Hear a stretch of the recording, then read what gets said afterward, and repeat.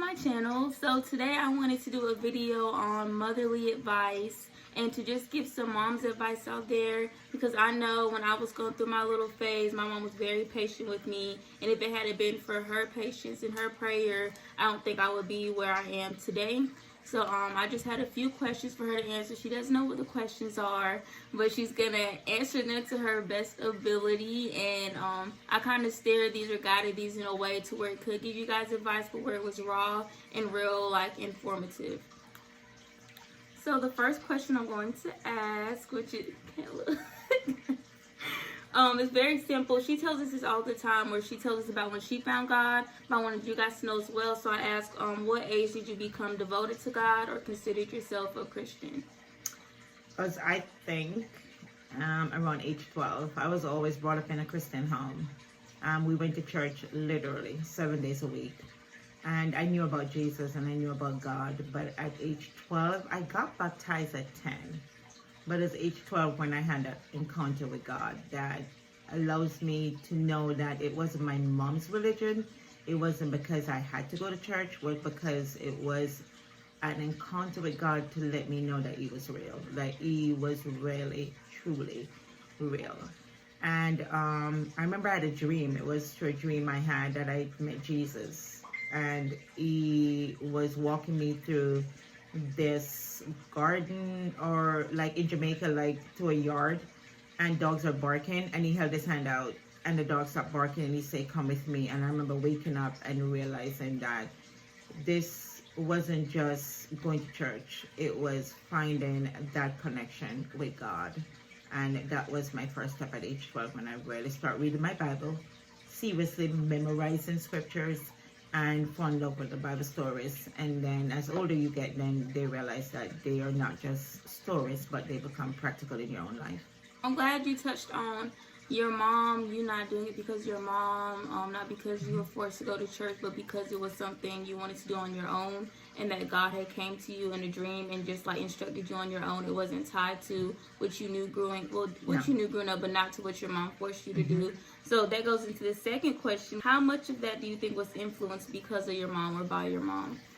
I think part of it was influenced by my mom. The fact that we had to go to church. I remember our punishment growing up as children was that we did not go to church. And that was a huge punishment. If my mom told us we couldn't go to church, I remember she told my sister once and that she couldn't go to church, and she sneaked out of the house and came to church. That's how serious it was. So the influence from my mom was that everything in our house was surrounded by God. Everything. Every morning we had to pray. Every Saturday and Sunday morning we had devotion. I don't care how tired we were. Even when I started working at 17, 18, I was not excluded. And then we had to go to church. My mom took God seriously. It wasn't just going to church for her. She really lived the Christian life. So that was a big influence. And I don't think if I'd gone to church, or if I could have asked the questions I could have asked her, some of them she wouldn't give you an answer. She just tell you that's what God said and that's what you needed to do. But by having that foundation, it kind of steer you to the fact that there is a God. And not only that there's a God, but to see my parents had a relationship with God where they depend on God for every single thing. Then you knew He wasn't just in the Bible, or it wasn't in the past. This was a God that was even real in our house today. And my mom, she and my dad took Christianity, or the relationship that they had with God, like He was another person. He wasn't just in the book. And going to church wasn't just going to church because we had to go, because she believed then that going to church was part of what we had to do to cement that relationship that we have with God. Yeah, because growing up, it was the same way in our household. Like, we knew who God was. We did have to go to church. We did pray together. Christmas time took us like 2 hours before we could open our presents. We read the story. I could read it to you word for word. But I think that does have a big impact on a lot of people's relationship with God. Just seeing it when you've grown up and being around it in your household. But on top of that, people that don't have parents that are Christians or that are devoted and that you don't see the prayer life every day, God will reach out to you on His own and have a personal relationship with Him, to where you might not need the influence of your parents, but it will kind of be a little bit harder. But if you are blessed with parents that do have this image and they are constantly bringing you to church and constantly praying with you, it is a blessing. And although you might not realize it at a young age, you will be thankful for when you get older. And to go off of that question, do you give your child or should you give your child the choice to go to church? And if not, or if so, what age do you stop giving them the choice? So, like in our house, growing up, there was not a choice. You are going to church. I remember when you start dancing and you did competitive dance, and that was 7 days a week. You literally went to practice hours and hours. And one of the things was, I let you dance, but you cannot dance on Wednesdays and Sundays. Those were two criteria that we never did. And mostly Wednesdays, because the dance practices for Monday through Friday, and sometimes we had to go to town for competition, and some days included Sunday. That was okay, but you could not waste Wednesday night service. If I didn't have anything on Wednesdays, I would literally leave from there and There, go right, straight, and then straight to right. church. So your dance curriculum at the time had to surround you being at church at 7. So if you had to dance and leave school dance class at 6:30, then you had to be at church at 7. Anything after that, you were not involved in. So I personally think that at a young age, because the Bible said, if you train a child up in the way he should grow, he shall not depart from the truth. And I strongly believe that then, that you had to have that foundation. I remember my mom told me that she didn't have money or anything. She didn't have money. She couldn't give us anything, but one thing she could give us, and that was Jesus. And I believe the same thing as a mom. That one thing I could give you guys, you and your sister, was Jesus. So church was never an option. Going forward though, as you got older and you got to be around 16, you weren't so interested in going to church as much. And then I remember my heart being broken, because I thought that, okay, I love church. I remember growing up, I love church. I love church even when I was in my 20s. Still love church today. But you had a different path. You did not want to go to church. You weren't dancing anymore, so that was not an excuse. But you just didn't want to go to Wednesday night church. You had to go on Sunday, because the rule in the house, like, if you live in my house, we're going to church on Sunday. We all go to church on Sunday, unless you're working or you have to go to school.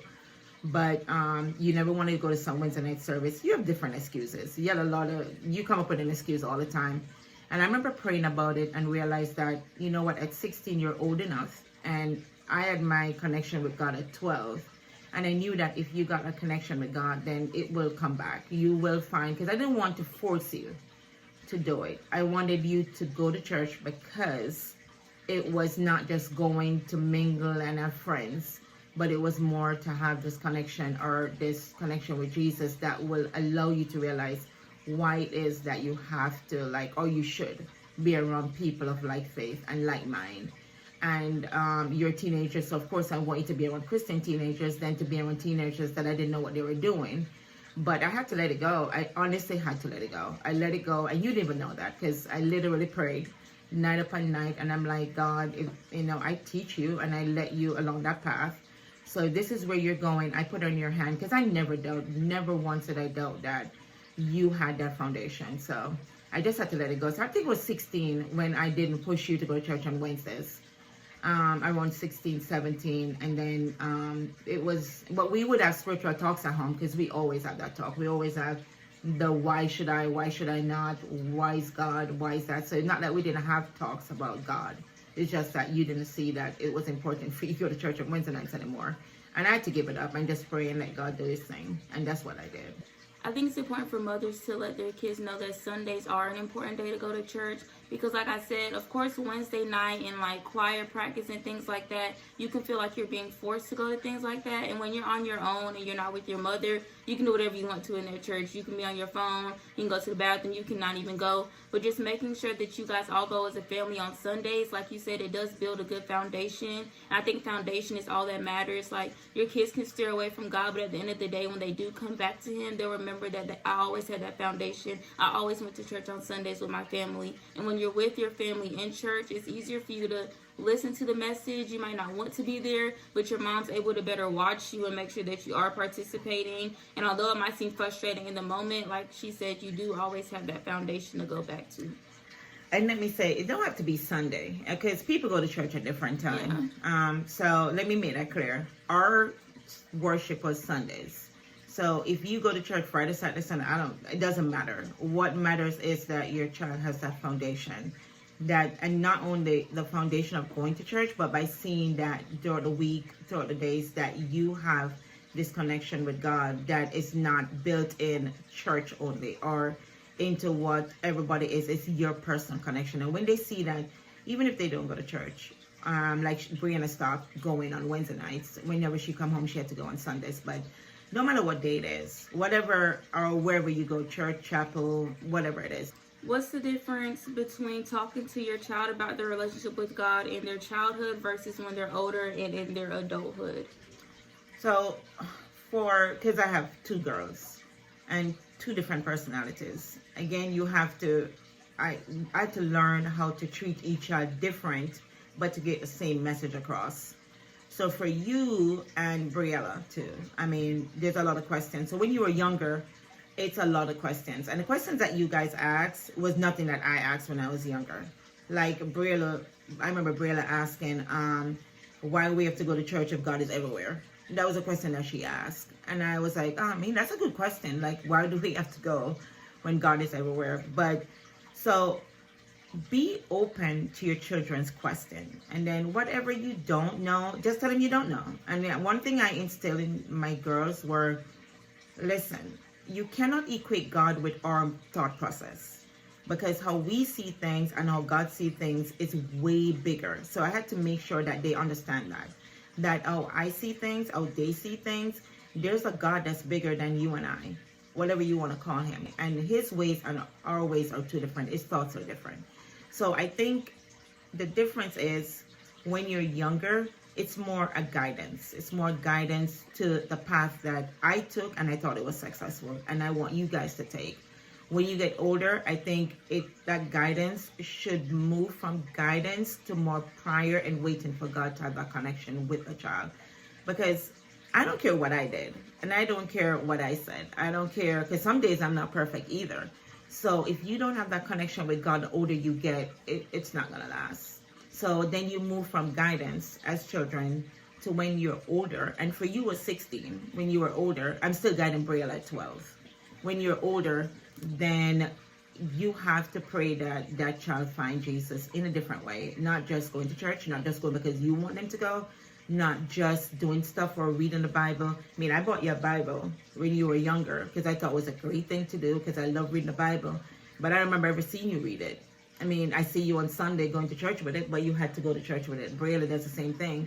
So when you got older now and you're reading the Bible, that's what I mean. It moved from guidance. So provide the tools. Like, everybody needs tools to do what they need to do. Provide the tools, but you have to walk away and let it go when you're older. Because then it comes down to you, the child, or your relationship with God, not mine or yours. My mom used to say, we can hold on to our shirt tail to go to heaven.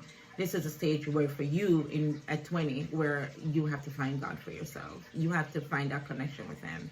That has nothing to do with me. Guidance versus prayer, because when I was younger, I was the type of child that asked, like, I used to be scared of, like, is God really real? Or I used to ask about, like, the rapture a lot and just things. And she was very honest, like, be honest with your kids. If you don't know, you don't know. And I remember just always remembering that you told me that there's certain things you just won't know. Like you said, God and our mindset are not on the same path. And I was such a curious child. I needed to know the answers to everything. But I remember she sat me down one day. It was just like, you're going to drive yourself crazy if you try to sit here and figure out why God did this, how this can happen, how that can happen.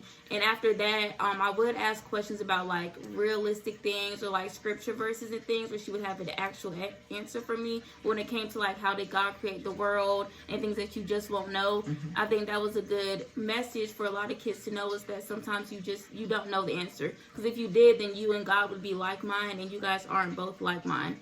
And also, like you said, when you get older, she instructed me more of just, like, prayer, or not even for me to pray, but she would just pray on her own. So when it did come to my relationship with God, she wasn't telling me to do this or to do that. She just literally prayed on her own and had patience that I would come back, and I did.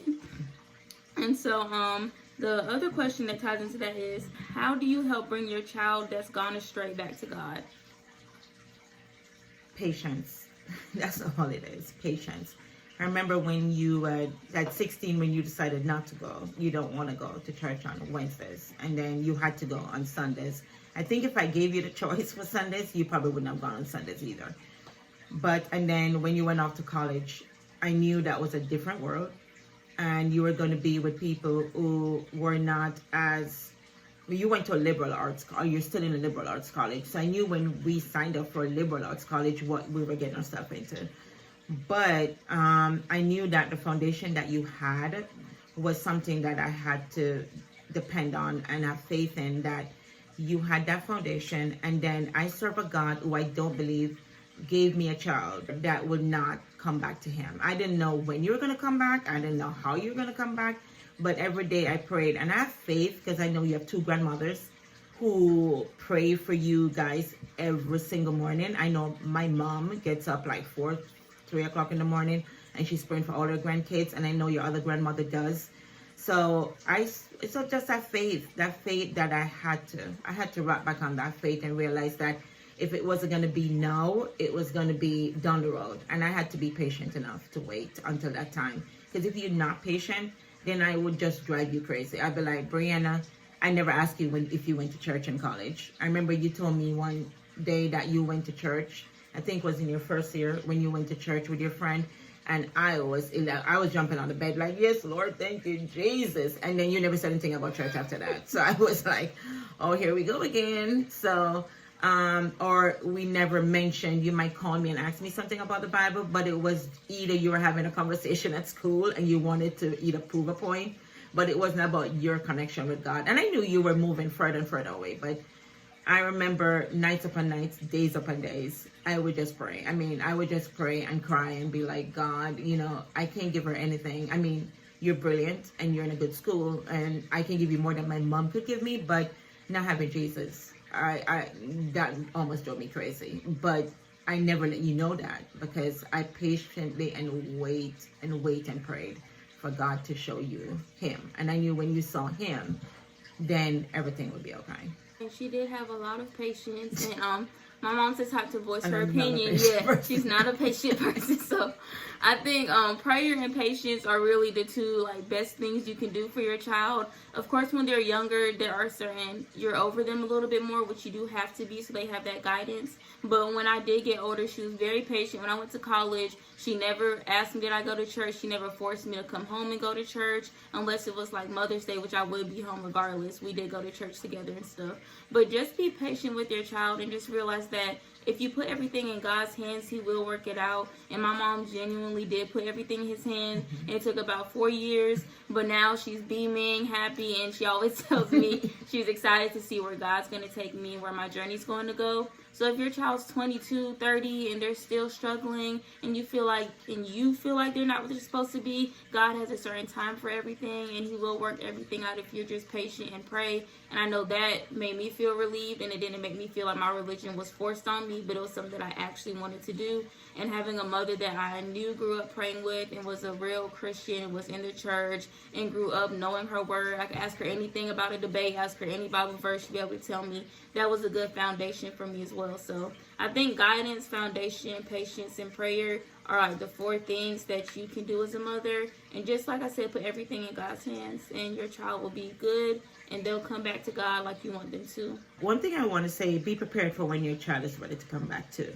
So a lot of times we're praying and then the child comes back and we have in our mind how they should come back to God, and you have to let that go. Because I remember about a year ago when you met with me, I said, I don't know what was happening, but then we met for breakfast. I didn't think it was going to be an emotional meeting. It was just a mom-daughter meeting. And I remember you looked at me, you're like, everything is going wrong. No matter what I do is going wrong. And you didn't even get in details about what was going wrong. I knew it wasn't your grades were good. And you were, I think I was scared to ask. Because there's certain questions I don't ask. Because I don't want to answer either. So, because sometimes you can give an answer. But I remember you met and you were like, I think I'm going to draw close to God. And I'm going to put God first. And I remember looking you dead in the face and say, Brianna, if that's a choice they're going to make, that's a hard choice. So we sat down. I don't know if you remember. I told her everything. What you were doing in college. I told her everything I was doing. I told her everything I was going through. Like, it was a very emotional talk. Oh, we were crying. Yeah, we were in public. So it was like... we were trying to hold it back. Yeah, I remember I told you, I was like, I think I'm going to go back to God. Like, nothing else is working for me. And... I don't think she was mad. I was very honest with her. I told her a lot of things, and she took it in very well. You could tell she was still a little tense and like, wow, because I told her everything. But And she told me, she did tell me, she said, if that's what you're going to do, that's going to be one of the hardest paths that you can choose. Yeah, and I remember I tell you, it's not going to get easier. Yeah. I said, if you're going to choose this path for Jesus because life is hard, let me tell you right now, it's going to get harder before it gets better. I remember you looked at me like, huh? And I said, yes, because whenever you choose the path of going your Christian journey, whichever way you want to do it, your Christian journey, it's never the easiest path out. Because everything going to go wrong first before it got right. And I remember looking you dead in the face and say, this is a hard choice you're choosing. So if you're choosing it because it's going to get easier, it's not going to get easier. But eventually, you're going to find that path with God. And I think it was a tough thing to say as a mom, but I didn't want her to sugarcoat it either. I didn't want to think that coming back to God was going to be a Band-Aid and things were going to be perfect. And it took you about a year after that, like literally things got really bad. And then it took you a year after that where you looked at me, you said, and I knew you were going to be okay. It like a year, I was so nervous for a whole year because I knew when you choose that path, it was going to be even worse than what you told me that morning. And, but that meant that all I did was pray more. I mean, I just prayed more. I prayed. I didn't even ask anybody to pray for you. I knew your grandparents were praying, so I didn't even worry about that part. But I just prayed more and say, God, please, even when she's going through this rough time, let her see you and find you through this. And then he did. He really did. So parents, just wait and have faith. Because like she said, we had that conversation a year ago. And so after she told me that, and it was during the summertime, so I wasn't back at school yet. I was like, okay, I'm going to do what I need to do. And I promised about like 2 weeks after I went back to school, it was just probably sophomore year was terrible. So like she said, every time I would go through what I went through, anytime I have a rough day, I would literally remember her telling me, like, this is going to be harder. And even when I did say that, I went way far right, way far left again, and I'm back now. But that's a good point to make, that when your child does commit to it the first time and they do tell you, get your hopes up, be happy about it, but there's a chance that it's not going to go the way that you envision and the way that you plan. It might take them a whole nother year to really actually be dedicated, because it took me a whole year to actually do what I said I was going to do a year ago. I think that's good advice. I think, like she's been saying, like I said earlier, guidance, prayer, patience, all that. And once you do that for your child, they'll be good. You just honestly have to put it in God's hands, because they're God's child before they're your child. Thank you for joining me. I think this was very informative. She was excited to be on my channel. But the Bible giveaway is still going on. Like I said, I'll put up the instructions to that video. This will be the last week. I'll put out who the winner is next week. But again, thank you guys for joining me. Thank you guys for supporting me. My main support system right here on top of others. But thank you guys for joining again, and have a blessed Sunday. Have a blessed Sunday. Have a blessed Sunday, everyone, and keep praying for your children. They'll come home. Bye, you guys.